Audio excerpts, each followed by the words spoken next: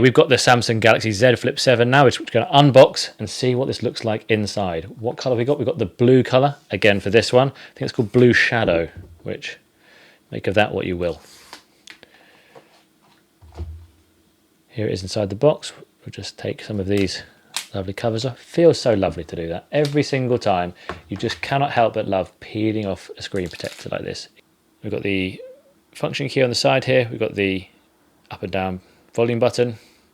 Top of the speaker, USB-C port, microphone slots here, the cameras themselves stick out slightly, SIM slot on the side, not going to be available in every territory I don't think, and the Samsung logo on the back. Because it's, even though it's a little bit fatter when you fold it up like this, because it's actually a much shorter device, it slips into a pocket quite nicely. It doesn't feel like it's really bulging out too much, which is great.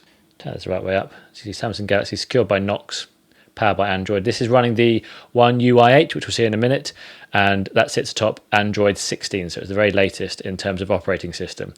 Now, as you can see here, we've got a 21 by 9 inch screen here. It's improved up to 6.9 inches, I think up from 6.7 previously, with a much thinner bezel around the outside. We've got the extra elements like the Now Brief, the Samsung Health is slightly improved as well.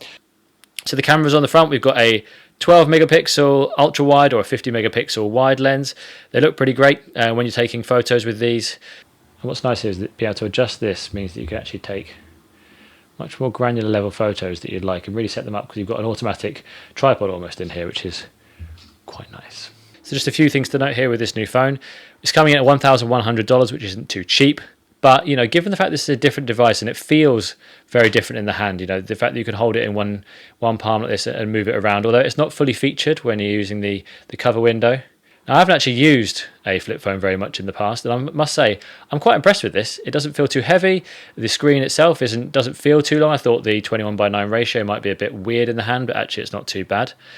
I really am glad that the front cover screen, which is up to 4.1 inches, is now covering the whole of the front, because it is much better. 3.4 inches previously, but that would have just annoyed me.